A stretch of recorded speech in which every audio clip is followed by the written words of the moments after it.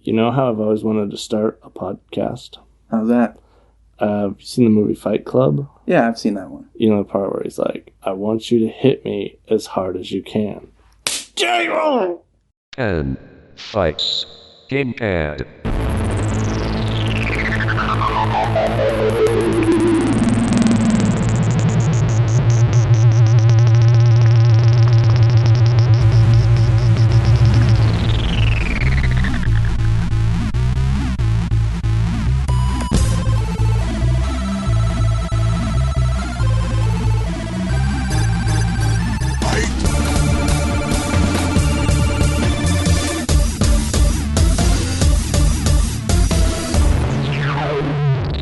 Episode 1. Ladies and gentlemen, and our one listener, welcome to Pen Fights Gamepad. You are our number one fan. That's right. But anyway, this is a very special episode because it is the first and second episode. It is. Yes. Somehow. Our expert audio engineer, computer that sits sideways, decided that it was not going to actually record our last podcast. So, right.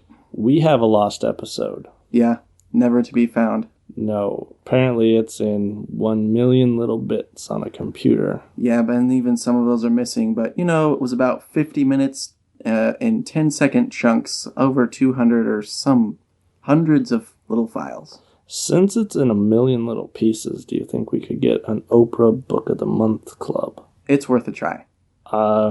It's probably going to be her favorite thing. But anyway. Crap, I think she retired. Maybe she has her own channel. No, yeah. Well, I think her channel was retired by people not watching it. That makes sense. But anyways, as I said, we are Pen Fights Gamepad, and I'm Donald Conrad of DidNotFinish.com. And I'm Dan Absalonson of DanDanTheArtman.com. And if you are wondering, yes, it is impossible to say his last name. And it's why my Twitter handle is DanDanTheArtman, because no one would know how to spell or remember Absalonson. I mean, I really, really think that would be a sweet name in the next Lord of the Rings book. It's like, I'll get on that. The great wizard Absalonson. Oh, why didn't they fly that ring to the mountain? He could be a sepia-toned wizard. A beige. But anyway, we decided to come together to record a podcast about writing, gaming, fatherhood, and being in trouble with our wives. What? Okay. You know it happens. So, quick pitch. My site, didnotfinish.com, with dashes between each word, because complexity is the key to happiness, is just a site about me trying to finish a bunch of games I have in a drawer going all the way back to the Sega Genesis era, because I cannot bring myself to sell my used games. And for my readers, you may know Dan from when he hosted my TV memory about the X-Files, which I am still traumatized by, as the man who said, sexy hair. So can you give us a sexy hair? That man had sexy hair. That is smooth, man. Talking about Sawyer on Lost. Or me. Or yeah. Mm-hmm. My wife says I need a haircut. So I'm Dan, and my site, DanDanTheArtman.com, is pretty much my journey as a writer. I podcast all of my short stories. You can go get a bunch of short stories for free, and you can also get them in any ebook format you could want for free. But anyways, I've got a bunch of free short stories. I blog about writing and review movies, review books I've been reading.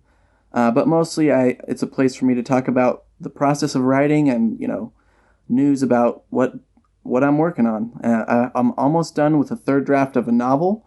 So pretty soon I'm going to actually put a full-length novel in front of other people's eyes. But I am in chapter 23 of 28 on the third draft, so it's almost done. Now, I have a question.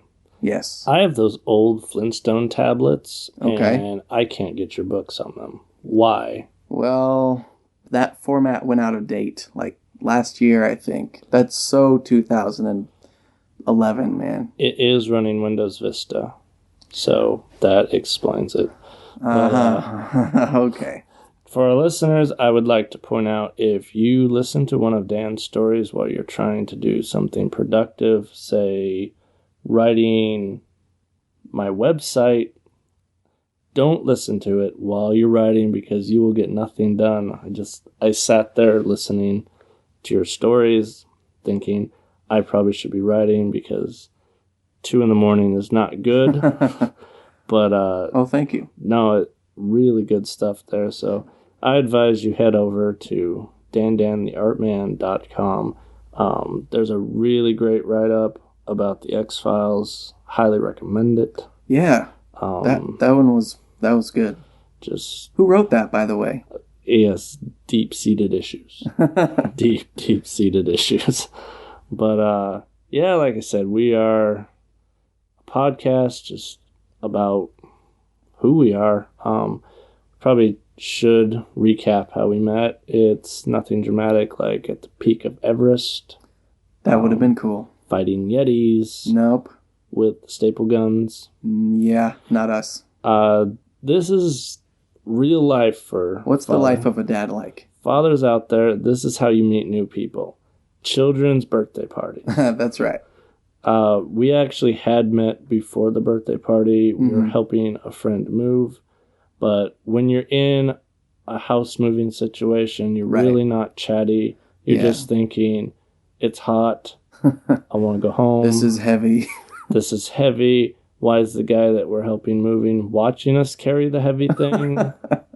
He's like, wow, that's heavy. And you're like, thank you. But yeah, we met there. I mean, we chatted a little. But then at the birthday party, found out that he is a mega dork. And I'm like, Yeah. And he was like, me too. Let's talk about it. And yeah, we just, we talked. I guess a birthday party was going on in the background. Yeah. It involved kids drinking lots of sugar. And that night, putting those kids to bed was just a nightmare. Oh. I hope you did not have the same experience. Luckily, I don't think it was that bad, but we've had those nights for sure. So, but anyway, we got to talking, found out that he had a award-winning site just like me, Yeah, that's right. voted the most read by nobody. Yeah. And wow. So, found out a few things. He's writing a science fiction book that really, really piqued my interest because most people who are writing a science fiction book or movie or whatever have deep, deep roots in sci-fi. Dan does not. Yeah, I've always loved it, but I've seen Star Wars. I loved the original trilogy. I've watched them a million times, but I mostly read a lot of like classical literature, which has really good writing, but the stories are just really boring. And I was like, man, I just need to start reading some sci-fi. But, I've really read a handful of science fiction books. And that is actually what is the most interesting about his book, because I want to see when he gets around to finishing it and letting me look at it early because, hey, I'd like to see what it's like to see the sci-fi universe from someone who doesn't have my background in sci-fi, which starts at a very, very young age with my dad showing us the original Star Trek, and it has spun out of control since then. I've literally seen one Star Trek episode. I may just have to return that hit now. Ow, dude! Hey, Okay, maybe I deserve that. That's gonna sting. what that... I guess well, I don't know if we're even. The one I got off on you was a little worse than that Yeah, one, but I think that's gonna sting for a while. Good news. Left eye is seeing color again. Oh, good. But yeah, that is what interests me most about your book, is just seeing if those cliches in sci-fi that you're not... They're not just kind of part of the background that's like, yeah, I know what you mean. Yeah, and see where it comes out, because if those cliches are there, they obviously are there for a reason because they just work in sci-fi. But as you said, you are quite a ways in now, almost done, which is exciting. It is. You make sure to tweet every time you finish a chapter, which is very helpful because I cannot wait to see this thing. So, oh man, I'm excited. Yeah. I mean, you want to talk about what, you're on your third draft now? Yeah, I wrote the book a couple years ago during something called NaNoWriMo. I've written 3 full-length novels and 1 novella and a shorter novel. Anyways, it's a science fiction story. I just wanted to write about the economy because back in 2008, I don't know if any of you remember this, but we kind of had an economic meltdown or crash. And, oh, what? Yeah, and I was like, how can I write about that, but way in the future in a sci-fi world? I know. What if the whole planet's and the whole system's economy is so bad that this main character who's a stock trader has to get let go, he gets fired, and he can't find a job after searching for 6 months. He's got amazing credentials, so he ends up trading his house that he has paid off for a spaceship. And some other people that want to retire are like, hey, the economy is so bad here, everything's crazy cheap. We could afford to live here, no problem. So they trade their house for a spaceship, go off into space, and, he's not a pilot, so he has to hire a pilot who just happens to have recently got out of a really bad situation because he had a horrible captain. So there might be some excitement in the book. But anyways, so yeah, watched lots of Star Wars. I've read mostly self-published authors podcasting their science fiction novels. So, we'll see what I'm really influenced by. I'm really interested to see what Donald has to say because he's so ingrained in sci-fi, and I just don't have that backlog of books I've read. I'm working on it, but so I'm like, dude, you can't do this in, the 90s, so-and-so, totally already wrote this story. You got to tread a different path or whatever. I can't wait to see what everyone has to say, so. I'm going to go ahead and say that everything you write, Isaac Asimov already wrote. Because he has written about everything in the sci-fi world. But I do right now want to drop a little bit of knowledge on our listeners that should involve, if you're driving, pull over. If you're standing, sit down. If you're sitting, stand up. Dan has not seen Alien. It's true. And, when he told me this, we were standing there, and he almost dropped his child that he was holding. Maybe that is partially true. Okay, maybe not. But I did not know how to process it. The movie that just terrifies me to this day to go into air vents, which is a reason I have not pursued an air vent repairman career. But we really, in this podcast, could start a section called Things Dan Hasn't Seen That He Should See. Yep. So we're actually going to put Alien on that list. Okay. You're going to watch it, come back. I will bring the microphone under the table. So, because being out in the open and exposed, you're going to feel vulnerable after you see that. But, okay. Yeah, very excited. You can continue driving now. Stand up, sit down.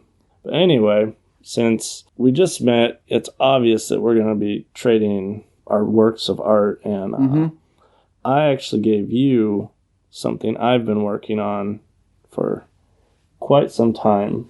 It's you just saw it for the first time. You got the digital version earlier. And is that not the most Frankenstein-looking thing? It's alive. You can pull that rubber band off. What Dan is holding it's about half the size of a sheet of paper, and it is over 400 pages long. I actually glued all the pages together. That's why they're a little stiff. Rubber banded them into a book cover made of duct tape. Don't spoil anything there. I know. I don't want some spoilers for myself. And he's been reading it. every time I send this book to somebody, they promise me they'll read it, and it ends up with them not reading it and tell me that they're going to get around to it. But to my surprise, I asked him about it, and he actually knew something about something beyond the second page. Yeah, I got like 100 or so pages in, and man, Donald has like a definite style that you could just get from it. And I've heard storytellers and writers say this a lot, but I don't want to call it like movie moments, but there's moments on like some of the panels in his graphic novel where I'm just like, oh yeah, that was awesome. Like, just, I don't know, he captures moments like the angle of the drawing, or just, how the action goes. It's just really good. And I also like how it's very dark, but then he'll also throw some comedy in there. And so you're like, did that just, oh my gosh. And then you start laughing because the witty little punchline thrown in there, and you're like, oh man, laughing out loud. And then the next page, you're like, what? Did that just happen? Yeah, I may have issues. I've actually discovered from writing this. It was very interesting writing this book. I actually wrote it on lunch breaks at where I was working to avoid human contact. I'm not terribly good at this, so the most logical thing to do is start a podcast where people can judge you. Yeah. I wrote it, and yeah, it was actually very therapeutic. And by the end of it, it was effortless. I mean, it was almost just writing itself. And by the last panel, I will never forget drawing that, because, spoiler alert, the final joke is there. Awesome. And it's probably the least dark joke in the entire book, just because everything is, and in air quotes, wrapped up. That's good. Because I just showed Dan the start of the second book. So I had no idea until just now that there was a second book. I mean, that's pretty crazy. And actually, it's a 5-part series, and there's moments in the first one where it'll tie into the other ones, and it's just, actually 4 books happen at the exact same time. Oh, that's cool. So everything you're happening Interesting. will coincide with another event, and they're not even intertwined. It could be happening on the other side of the city. Sometimes they meet kind of passing ships in the night, and they just keep weaving in and out of each other's tale. But wow, that's cool. I'm really glad you're reading it, because I'm dying for some feedback. It's so hard to get feedback on anything. You're like, man, this is garbage. You should burn it or give me the copy and I'll publish it. But no, I'm excited. I have some of the pages actually inked. Cool. And finding people just to give feedback before I put it out there, and someone's like, man, you're illiterate. I'm illiterate. No, I think you have a gift for writing and storytelling. Yeah, I'm excited because I'm not even close to being halfway through it. So I guess like a fourth of the way roughly. So I'm excited for the epic scope of it, and to see how the story goes and what you do with everything. So, but without giving any spoilers, can you kind of tell me where you are? Let's see. I definitely remember there being 2 elevators and him using that to great glory to take out a bunch of dudes, and then I wish I could remember the chapter. I actually know where you are. I'm a little ways after the elevator part, though. Like, after the next scene, then he, like, goes to get something to eat or something like that. Yeah, I know exactly where you are. He actually eats a lot in the book. There's a reason for it. Well, you'll see it later, but when you're throwing down, you get hungry. Yeah, you build up an appetite killing lots of people. Yeah. And I did actually record in the back of that, and I can show you later how many people he shoots. Wow. I did actually. Every time he shot someone, I made a hatch mark on a piece of paper, and it actually ended up bleeding into a whole nother piece of paper because there was so many little marks. It's pretty ridiculous. It's more than 5. I can remember a panel with, I think, at least 5 dudes with bullets sailing through their domes. Yeah, that's early on before he... I'm not going to tell you, but... Don't get into it, all right. Yeah, 5 in one panel, that's nothing. But all right. You know, that just makes me want to read it more, so... Well, do go read it and then be like, it's horrible. Anyway, one of the things on my site, Dan's got his writing. I actually play video games with the support of my wife, which there might be some of you out there right now who are saying, why are you so lucky? But, yeah, she actually... It's freaky. She pays really close attention to games I'm watching by visiting Amazon, and actually I tell her about games, even though I know she's not terribly interested unless it's Scott Pilgrim versus the World, the game, where she can pick people up by their feet and beat other people with them. That sounds fun. We should all get together. It's 4-player. It's really amazing.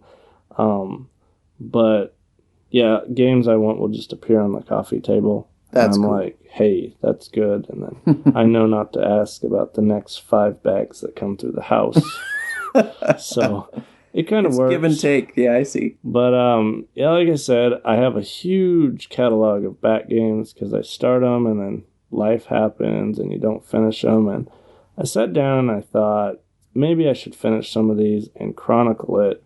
And it's actually... I've had really great response to the site, and anyone who's listening from Did Not Finish right now, I want to thank you for first downloading this, second, staying with it this long, and third, for reading the site. It's been super great. Everyone who's emailed me to say, hey, your review of that game is wrong because it's a horrible game. I'm like, thank you. But yeah, so right now I am working on Call of Duty Classic on Xbox Live Arcade. And I have played through all the modern Call of Duties from 1 all the way up to Modern Warfare 2. I have not delved into Black Ops or Modern Warfare 3 because I kind of burnt myself out all at once. But I'm now going back, and I realize this is a PC game that has no business on an Xbox. Because... One of those. They actually put a checkpoint system in. So, on the PC, when you get jammed up, you just reach up, you press quick save, you try a bunch of times, and eventually you can sometimes get lucky and bowl through a situation. Yeah. I put this game down because I got stuck at this place where there's about 20 guys shooting at me. Oh, man. It checkpointed me with a sliver of health. Like, it is so small you can hardly see it. Can you go back to... No, when I go back, a door has magically shut behind me. So like I've got, on like a previous save point or anything? Yeah, well, when it checkpointed, they shut the door behind me. Oh, man. I'm like, come on. And That's happened to me in games before. I have about 12 bullets. Oh, And dude, I feel your pain. The amazing thing is I can get it down to 1 guy. But apparently he is not bothered with the laws of physics or spatial relations, because I swear I'm hiding behind a bulkhead on a Nazi destroyer and he is shooting me through it. So I don't know what kind of gun he has. Man. I do know that I have called him names. Luckily the kids are in bed because yeah, that sounds a little frustrating. yeah, and I don't know if I'm going to have to... I'm afraid to go back because I've been burned on games before where I just go look at the menu and it deletes my checkpoint. And then I have to start. And the mission up to this point was so frustrating that I'm actually afraid to go back. And I hate those. It's the limitation of the engine is the problem. Yeah. They tried to do something really grand, but the engine and game design was not ready for this situation. Yeah. Because there's a lot of stairs, a lot of really tight corridors, as you imagine a battleship would have. And apparently, your character is roughly the size of a Volkswagen bus. Because I will get stuck trying to walk through a doorway. Like, I'll get stuck on the frame on either side, and then a bad guy's standing there, and you go to shoot him, and you unload an entire clip into his chest, and he just brushes it off, pulls out his gun, and shoots you right between the eyes. But I'm going to guess at this point, not good review. I mean... Yeah, that sounds really frustrating. I've played games like that, and it's nothing worse than... Only thing you can do is, like, forget it exists and then go back a year later or something and just start over. A year and a half was my last save game before this one, and the minute it loaded, it all just like, came rushing back, and I was like, no! I was like, oh, I wish while I was gone you had played this part for me. Yeah. The heck. But I saw on your Twitter, you are playing one of the greatest games ever made. Oh, yes. My 4-year-old and I have been playing The Lion King for the Super Nintendo because he's obsessed with The Lion King. He watches the movie all the time. He loves it. And one day I was like, oh, man, because I just can't wait to play video games with my son. I think, for one, I'll actually be able to play video games regularly when that happens. And two, I've just always dreamed about that. I've always wanted kids, a family, man, and I've always loved video games. I can't wait to play with my kids. And so anyways, I was like, oh, he loves Lion King. Let's play it on the Super Nintendo, because let's go dust off the Super Nintendo I haven't pulled out in half a decade. And man, he loves it. It's really hard, but if you go to the options screen and press BARRY, which kind of spells berry, you can get invincibility. So I just hook him up on the level, and you can skip to whatever level you want. So it's him and Scar slapping it out, and he just never dies, so he beats Scar. He needs me to help him jump to the different places, but man, I forgot that was a hard game. Isn't it nice that on the old cartridge games, they always left the codes in for the debug, where you just, you're invincible, go anywhere, have as many lives as you want. But yeah, I cannot wait to play games with my boys. But right now, our oldest daughter, she's really into cars, and I have Burnout Revenge. Cool. And when you crash your car, it explodes into roughly 1 million pieces. And I'm getting a little worried about when she turns 16, because her main goal when playing Burnout is to run into other cars nose first and watch the cars explode in slow motion. Sounds like fun.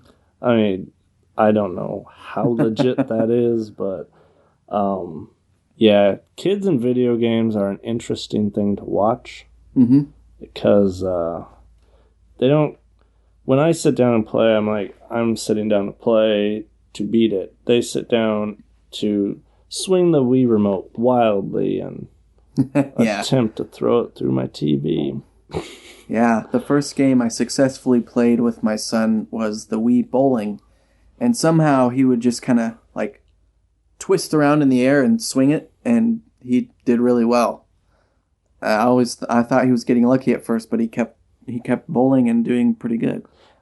The Wii is not exactly accurate when it comes to motion, because that baseball game, the Home Run Derby, I can hit it endlessly, sitting on my couch, doing nothing more than flicking my wrist maybe half an inch, and I just, every time, can destroy that ball. So, my wife's actually very good at the bowling. I cannot beat her. It's insane, and it drives me nuts, because I'm really good at games, because what I do, but she will just sit there, and she talks the biggest smack while she's doing it. I'm like, come on. Just rubbing it in. Let's play something with guns, and I will beat you. And she's like, no, we're playing bowling. I'm like, oh, you're in charge. When we got the Wii, we had the balance board, and there's that game that you can play where you do the long jump on the skis, the ski jump. My wife wastes me because she was a gymnast. So she has crazy good balance, and I mean, I used to skateboard all the time and snowboard, but man, she just takes me to town on that game. My favorite part of that ski jump game is when I fall off the balance board and land on my face Snowball. in front of the TV, and I'm like, I can't do that. Oh, I thought you meant your character. No. Your me falls on his Physically, face. just Oh, ouch. because I overextend. I'm like, I have to beat her at something on the freaking Wii. But, no. We once put our newborn daughter on that Wii balance board. Oh, how on did the that Wii go? Fit. It Nice. said she was obese. And we're funny. like, wow, she is literally 8 pounds. That's strange. So we just put her on the South Beach diet real quick. No, we didn't. Yeah, so video games. But anyway, segue. Nice. Yeah, it's professional. I noticed. We have wives Yes. and kids, and we're probably going to get into that every episode Mm-hmm. or from time to time. I have as I said before, a major nerd wife. She's cool with video games. She loves watching the bizarreness that comes out of the internet. Recently we watched, and I showed you, Russian Unicorn. Oh, man. For those of you who know what I'm talking about, you are now laughing. And for those who don't, Google it. Yeah, you will be heftily rewarded. Mm-hmm. She actually put the entire badlipreading.com's YouTube channel on autoplay. And I fell asleep while we were watching it because we have kids, and whenever you can sleep, you just pass out. Oh, That's yeah. the best way. And when I woke up, she's shopping for the t-shirts for us so we can wear matching Russian Unicorn t-shirts. But just super cool. Best person I've ever met. But yeah, I love her to pieces, and just really great mom. I don't know how she does it, because I know. sometimes she goes out and says, can you watch the kids for 20 minutes? And she comes back, and, I'm thinking maybe this would be easier if I drank this entire bottle of cooking wine. She's like, that would probably kill you. I'm like, thank you for that. But, so, yeah. My wife's the same way, man. She's an incredible mom. I have great kids, and it's really because she's so good with them. We're really lucky enough that she stays home with them, and man, I just love it. She doesn't really like the nerdy stuff so much, but she also really likes thrillers and action movies, so I don't have to really watch a bunch of chick flicks, which is pretty nice. We watch romantic comedies every once in a while, but don't tell anyone. I kind of like those, but I'm a softie anyways. I really like movies with brutal fighting, but I also sometimes can be found crying watching Extreme Home Makeover. So, but you didn't hear that. Hopefully, I think it helps me with writing my stories and connecting with the emotions of the characters I'm writing. But anyways, my wife, she's my hero. I don't know how she does it either. The first time she ever left me with all the kids for a weekend, she's a gymnastics coach. She gets back, and lucky for me, the kids were like really good, and I was like, "Oh man, that wasn't too bad." But the house was trashed, like, because I was just surviving by just trying to take care of the kids, like feeding them, changing them, all that stuff. When I get home, she's like spent an hour cleaning, doing dishes and stuff, and I'm like, man. Anyway, it's funny, but. Yeah, I don't know how she does it. She's an amazing mom, and I just love her to death. Yeah. I have a question. When she got home, was Jeff Probst hosting your life, since you said it was like Survivor? No. Because, man, It was just me. how embarrassing would it be if your kids got together and voted you off the house? Oh, Just, I'd be like, you're not going to get grilled cheese sandwiches or macaroni for dinner again, because that's all I can make. I can make cereal. I've actually been asked by my wife to not cook anything more than cereal. She says I'm very good at grilling, from what I've been told, but anything There with you pots and pans, I'm not supposed to touch. Yeah, I can make pancakes, French toast, scrambled eggs, and that's about it. She's Southern, so she makes a Southern style of Cool. pancake. Oh. Oh, you can hear your arteries like, no! But, they are so I bet good. they're good. Speaking of arteries, they're kind of shaped like swords, and I was emailing you about a game that has to do with swords. Dude, that was the best segue ever on any podcast ever. You just blew my mind 2 or What's 3 up now? times. Hey, guess what? We're going to talk about a game with swords. You sent me this guy's Kickstarter, which Yeah. I'm still waiting for the first Kickstarter from Double Fine to pan out to see how happy people are when they're like, this game sucks. But actually with Tim Schafer, I'm sure it'll be fantastic. But yeah, Kickstarter is the newest phenomenon in games being published by the people who want to play them before they're even created, which it's a double-edged sword. See what I did there? Oh, man. I think that may have been better than my segue. But Dang it. just sometimes there's a reason a publisher passes on a game because they get pitched the idea and they're like, this can't possibly be good in any way. I am happy Wasteland 2 made its money on a Kickstarter because Wasteland was one of the very first RPGs I ever played. Yeah. And it led into Fallout, and I'm really a huge fan of the Apocalypse because I want to wear a long leather coat and have a shotgun. And when people are like, hey, give me your food, I'll be like, bam! No. But anyway, circling back, this game called Clang. The guy says he's a professional swordsman, which I don't know how you become professional because we haven't used swords in combat for quite a while. And if you run onto a modern battlefield with a sword, you're going to get shot in the face. So this guy has a problem with plastic triggers and pounding keys on keyboards to cause sword fighting in games. He wants to create... Well, didn't he say he has a sword or a device you can buy that simulates sword fighting? I think so. Which... I saw on their site that they favor a certain controller right now, but they're not sure if they're going to stick with it. Yeah, I don't know. He's halfway to his goal of $500,000. I wish him luck. I really do.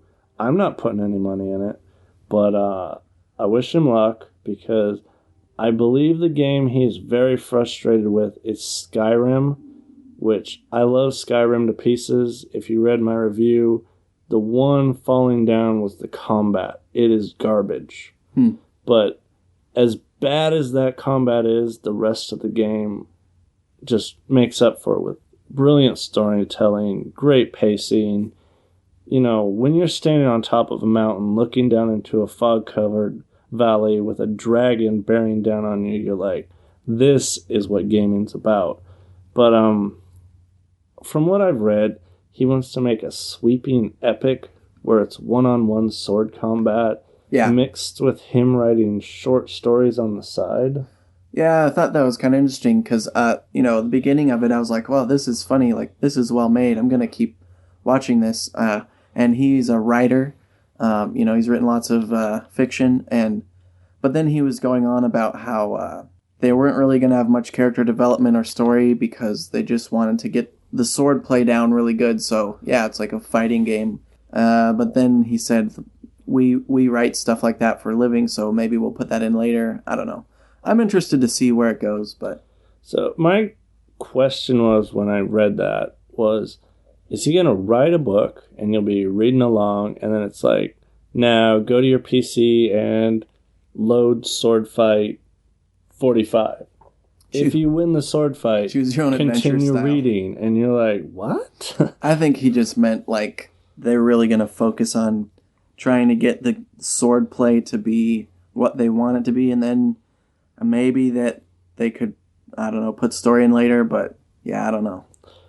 My overall problem with this project is it's not his project, it's motion control projects. I believe motion control was never asked for. I don't think it was ever wanted. I've used the Kinect a few times, and mostly it's to set up Fruit Ninja for my daughter, which is so hard to set up because she will not stop moving, and she keeps hitting the options. But I work, 8 to 10 hours a day. I come home. What I want to do after the kids is in bed is flop down on my couch, pick up a control, and play a game. I don't want to say, hey, it'd be great at the end of the day? Aerobics. So when you play Kinect, you're dancing around in front of your TV, getting tired. Why? And I think it's cool for like a different market, but like you said, we're gamers. We grew up with controllers in our hands. The first time I tried to play a first-person shooter with the Wii, where, I use motion control to aim where my gun is supposed to aim on the game, it drove me nuts. And my friend said, once you get used to it, it's pretty cool, but I just wanted a controller again, so I could just run around, strafe, just use the trigger button. That's cool enough for me to shoot a gun with the trigger button. I've actually heard that argument quite a few times. Once you get used to it, it's good. But I could say once you get used to getting kicked in the crotch, it stops hurting. I don't want to actually go through the process of until it stops hurting, because I had to get kicked in the crotch a bunch for that to happen. So I don't know, maybe I'm just old and crotchy. I'm like, get off my lawn. But get your motion control out of my games. And now I see they're just using the Kinect for voice commands in games with controls. Oh. So you can yell at your TV, fireball, and it shoots a fireball instead of, hitting that button that's 1.5 inches from your finger. Oh, I don't want to move my thumb. I mean, and from what I've used of the voice command in games, your character's like, what? What did you say? There's a kid screaming in the background. Right. Oh, you want me to shoot you? Maybe if we were in our parents' basement still at the age of around 30, that would work, but yeah. If you're in your parents' basement at the age of 30 and you're listening to this, you are awesome. Tell all your friends about the podcast. Yeah, we really understand your want to live in a basement, closed off from society. Girls are icky. That's not true. Guys are actually pretty gross. No, that is true. I've been told. And I'm like, you are wrong. But, yeah, just not a motion control guy. Unless it's the holodeck from Star Trek. I don't have time for that. Yeah, so best of luck to him. The project is Clang. You can look it up on Kickstarter. It's a pretty funny video, maybe at least to watch. Maybe it is something for you. There you go. Yeah. You like it, give him money, and then pray for the best. I've heard some horror stories from Kickstarter. People promising too many perks, and they end up spending most of their Kickstarter money to produce the perks. Oh, that's horrible. They're back to square one where they need the money, but yeah. I just right now started a Kickstarter for this podcast. Oh, really? We're trying to raise $5. I doubt we'll get it. Oh, man. I was really hoping for some bubble gum. Yeah. But chewing gum while podcasting is not wise. Yeah, that's probably a bad idea. Anyway, I did just post my review for Alien Hominid. If you have not played Alien Hominid, why? If you have, high five. And yeah, go read it. And then until Thursday, and depending on when you download this, that might not matter, which will be the 14th of this month, you can get it for $5. Ooh. It's a steal. And if you were raised in the arcades like I was, just giving up your quarters to the gods that occupied those cabinets, this game is for you. It is old school, just bullets flying at you from every direction, things exploding, so much fun. My wife really liked watching me play it because it looks like a Saturday morning cartoon. Just That's cool. Gone over the top violent. And it's very good sense of humor. Big nod to the guys at the Behemoth for that game. Also, big nod to them for retweeting when I said I reviewed it. Nice. So that actually was quite the site booster. Cool. So I saw some pretty awesome numbers today. But that's great. If you want, you can email me at donald@didnotfinish.com and be like, this was the worst podcast I ever heard. Make more. Yeah. And where can they find you? You guys can find me on Twitter at Dan the Artman. And you can shoot me an email at danabso@hotmail.com. And yeah, I've got a pretty recent short story recorded up on there. It's like just a pretty short, so you can get a little taste and get a full story, but in not very much time. Just a very short thriller. And then one thing I'm really excited about is a couple Wednesdays from now, I'm going to go on the Round Table podcast. And one of my favorite authors is Dan Wells, who's published by Tor, and one of the co-hosts of the Writing Excuses podcast, my very favorite podcast for getting tips on writing. It's only 15 minutes long, and they just have a wealth of knowledge to draw from. If you're a writer, you got to go listen to it. Anyways, Dan Wells is going to be on there, and it's pretty much the two co-hosts and a guest author talk about my story idea. And I have a story idea about near-future apocalypse. Everyone thinks that the zombies have come, but they're actually robots. And it's a whole government conspiracy anyways.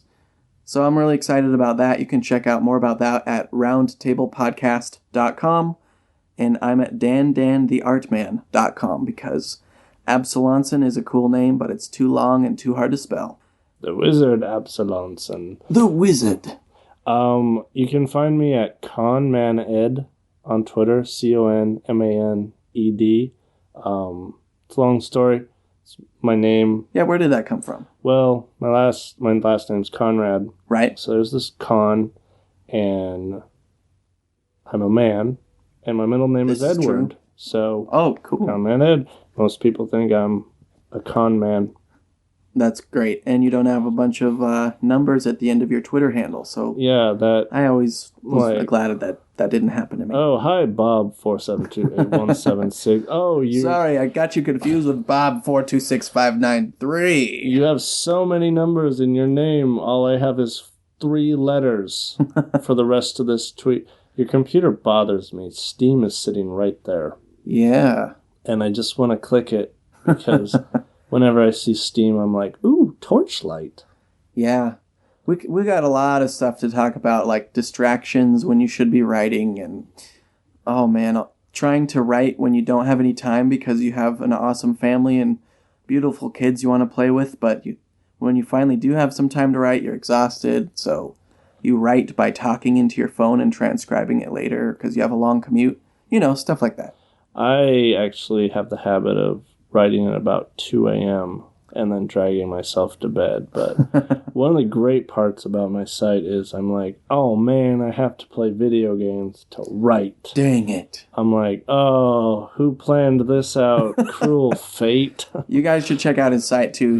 It's pretty funny posts. I've been enjoying, catching up on the original posts and working my way through them. So I went a little nuts at the beginning and tried to post every day. I was thinking, is he going to keep this up? This is kind of crazy. And actually, it kept up for about 8 months. And then I was like, something has to give. And I started looking at bradhatesgames.wordpress.com. Brad Lawrence, just really nice guy. He actually guest writes on my site every Friday. We do this fake little written podcast where we just poke fun at the news. We don't really add anything to society with it, but it's just super funny guy, loves games, but I just noticed that he posted 3 times a week, and I was like, that's pretty regular. I'm doing that. And so my finishing journal has been an ongoing thing, and I interrupted every once in a while when I need to spew my endless knowledge of the world upon the world. And but yeah, I'm super glad for everyone who's read it, who's listening to this.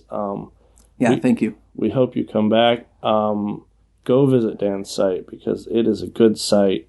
The first thing I read on your site was the review of The Vow. And I was like, I want to shake this man's hand because I watched that movie with my wife and I was sitting there just thinking, did the trailer lie? Because seriously. And then I read his thing and I was like, oh, there is more people in the world who's like, this movie is so bad they had to lie in the trailer. Yeah, and I was kind of enjoying it, but man, they just, you do not make a promise to your reader and then just don't even go there. Like, they're like, oh, we're finally going to see what we've been waiting to see the whole movie. Oh, wait, why are the credits rolling? It's over. What? Yeah, I was like, they got around to the story and then it just... and then they show the guy and the girl at the end. And spoiler alert, he does not look like Tatum Shady or whatever. I thought it was kind of not cool how they didn't even say the people's names. Maybe the people didn't want to be named, but it was like the real people behind the story, like it didn't have their name or anything. It showed their picture, but you're like, oh, okay. Maybe they're the names of the characters of the movie. I don't know. I'm just really glad that if there's ever a movie about my life, I look exactly like Brad Pitt. Yeah. I mean, you got that whole, Bruce Willis, Die Hard look going. Hey, guess what? Hashtag lie. Oh, snap.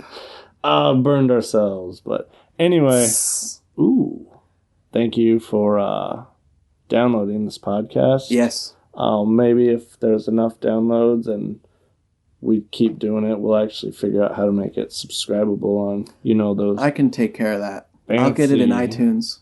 Oh, whoa. We'll be on iTunes. Oh, yeah. That means we will be on iPhones. And thank you, everyone on your iPhone, for visiting my site because apparently everyone who visits my site is on an iPhone, which I think makes me cool. Yeah. Nice. Cool people have iPhones. When you meet new people, you should tell that to them. I'll be like... They would be impressed. iPhone people, especially people in Starbucks who are writing their script. I have an iPhone. Just maybe I could visit your site. Maybe you could. I'd be like, do you have an iPhone 4? Dude, do you have Siri? Oh, come on. I talked to Siri once. She's stupid. Something else we could get into, I actually prefer Blackberries. The OS is nothing like an iPhone or a Droid, but I can write like the dickens on that little physical keyboard, and I pretty much use it as my to write with. So, sorry, it's habit when someone says physical keyboard. Okay, I have a Windows phone. Yeah.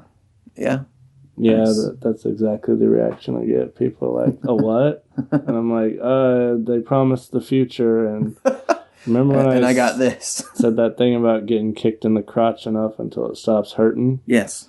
My contract is up soon, so the hurting will stop. Oh, good. So, all right, well, just the worst outro ever. What you should do is just edit some guitars in and... Yeah, I'll fade this out with some cool music. We still have to find music.